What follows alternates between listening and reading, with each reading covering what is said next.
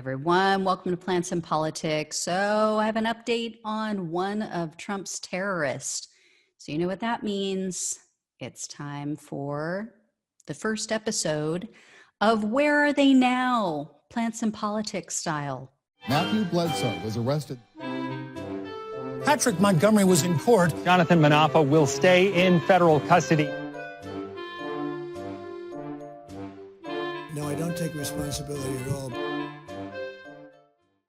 So Capitol terrorist Rachel Powell was indicted by a grand jury, and her charges were increased substantially.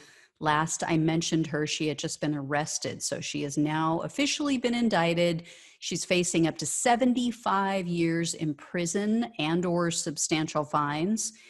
And they've indicted her on the following crimes. So obstruction of an official proceeding, destruction of government property over $1,000, entering and remaining in a restricted building or grounds with a deadly or dangerous weapon, disorderly and disruptive conduct in a restricted building or grounds with a deadly or dangerous weapon, engaging in physical violence in a restricted building or grounds with a deadly or dangerous weapon, disorderly conduct in a Capitol building, an act of physical violence in the Capitol grounds or buildings, and parading, demonstrating, or picketing in a Capitol building.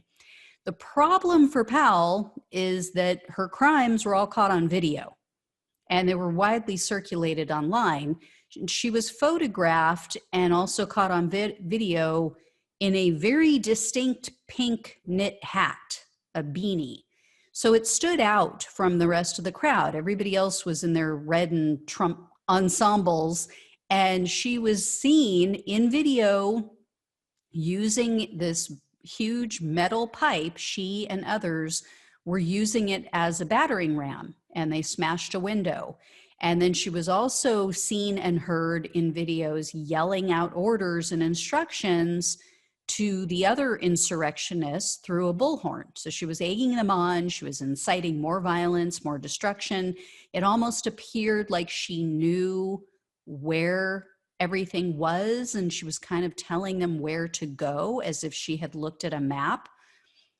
So Powell has been out on bail. She was awaiting her trial, but she was almost sent back to jail recently for seemingly mocking the judge's orders. The judge had ordered that she wear a mask when she's in public because of COVID.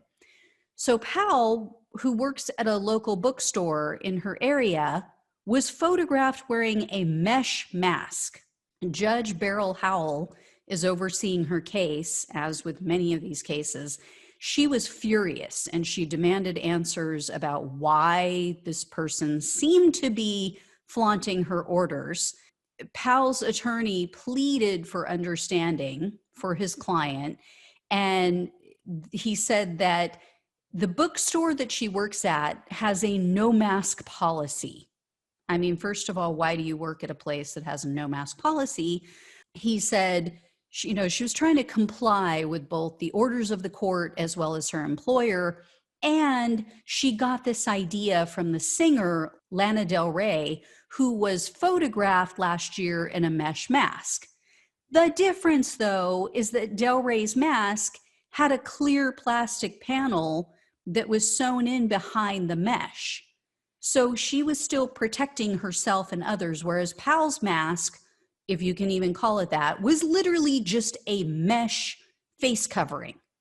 So it would be like covering your face with a volleyball net and expecting that to protect you and others from COVID. And keep this in mind. Powell is a single mother with 8 children. Clearly, she's not going to win any prizes for Mother of the Year, right? She placed her children at risk of growing up without a mother. Who else does that affect? I mean, I'm assuming she has family that they would have to go live with. I don't know the deal. I don't know the circumstances with their father, but that's placing a burden on other people, which she didn't even think about. She also, by going to the Capitol without a mask, put her children at risk of COVID. And every day that she goes into this job, she's putting them at risk of COVID. not wearing a mask. So you just have to wonder if they're going to grow up to hate and resent her someday. And I know that's harsh, but when you're a kid, you just love your parents, right? It's almost unconditional. But when you become an adult, and especially when you become a parent yourself, you sometimes realize they failed you. So this woman sold out her children for Donald Trump. She placed her love of Donald Trump ahead of her love for her 8 children and doing what's best for them. She bought into Trump's lies. She forgot all about her children's needs for him. And she clearly doesn't get it or have remorse for her actions. I don't give a damn what her attorney says. I believe she was mocking the judge. I think she just didn't expect to get caught. She probably figured that anyone who went into this no mask bookstore shares her same political views. And so they're probably all anti-maskers too, and nobody's going to turn her in. Which is not true, because I know people with her same political views who are very pro-mask and concerned about COVID. They're not every Trump supporter is a COVID denier. So just like she believed she could go to the Capitol and commit crimes and there would be no consequences, she probably thought, no, who's going to know?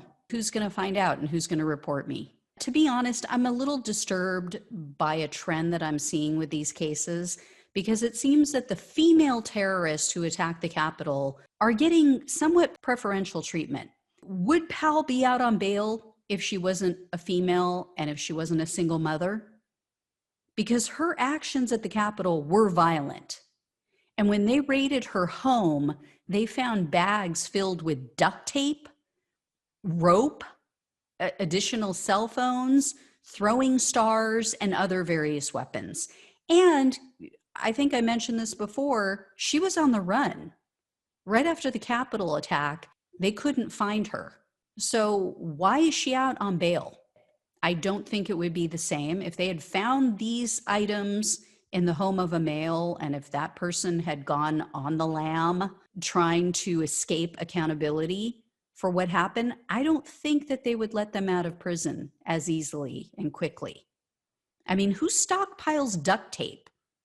Unless you're planning on using it for something nefarious, I don't understand what a single mother of 8 would need an entire bag full of duct tape.